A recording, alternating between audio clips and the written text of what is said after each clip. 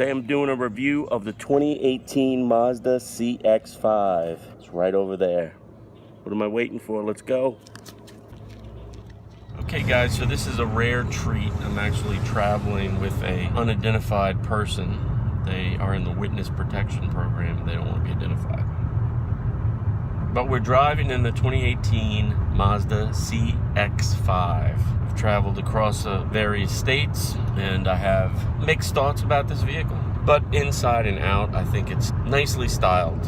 I think this is the touring model, and it has some really cool niceties. Leather seats, leather wrapped steering wheel, a nice faux wood grain trim here on the dash and in the door panels. Beautifully appointed interior.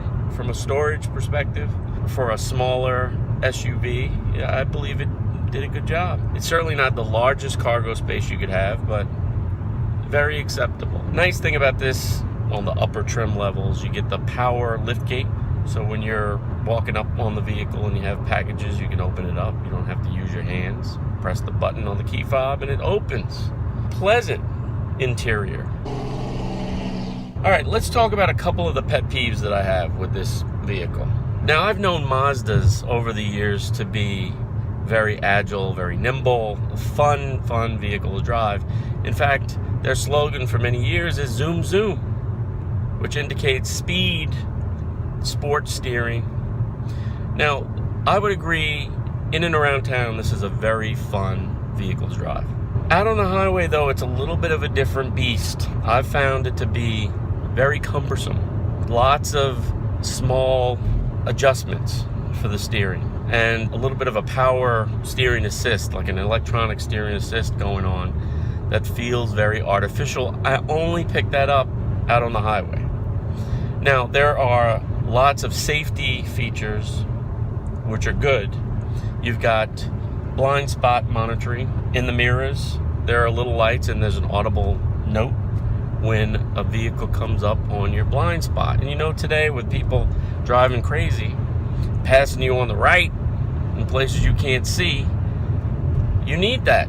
And I've used that significantly. It's been a joy out on the highway. Another upscale feature on the safety side is adaptive cruise control. And I had never used adaptive cruise control before.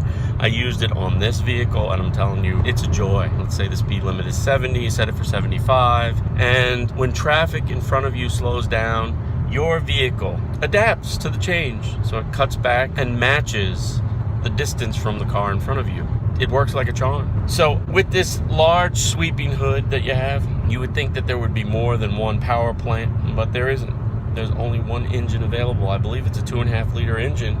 No turbo option. This is what you get across the line. So it would be nice for zoom zoom, at least, if you had some more powerful options. All in all, though, for everyday driving, if you don't do a lot of highway driving, I think this is a very, very pleasant little CUV, little SUV.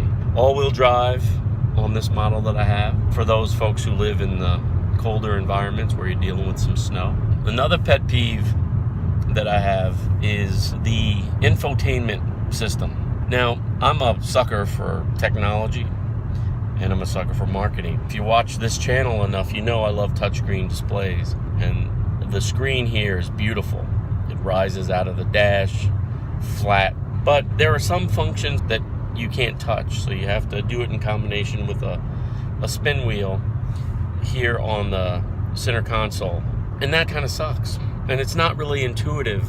Took me the longest time just to figure out how to cycle through radio stations. Another safety feature, it has cross traffic alerts, which is a wonderful feature. Not only do you have the backup camera, which is standard, but the cross traffic alerts you when there's something crossing you from either side. So if a vehicle is coming up that's out of view, it'll give you that warning before you back up into it. Also, dual climate control, but the HVAC controls are sort of in a rough spot.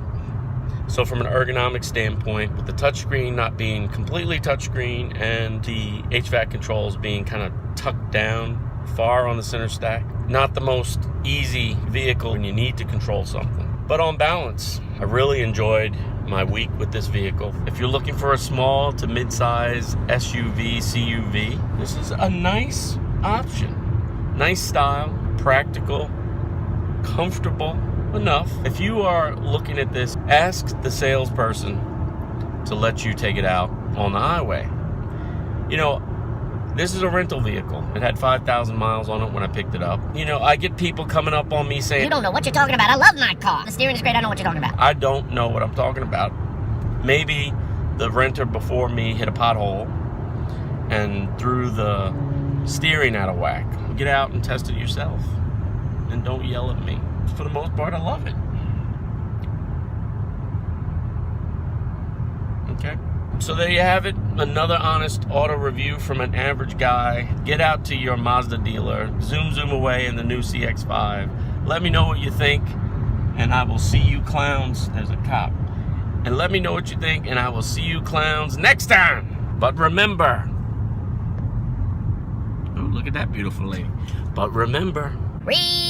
Remember. Keep pushing. Play. All day. All night. It's a delight. I'm looking at a delight. I will see you clowns next time. But in the meantime, we're gonna get a ticket. Is there anything I missed?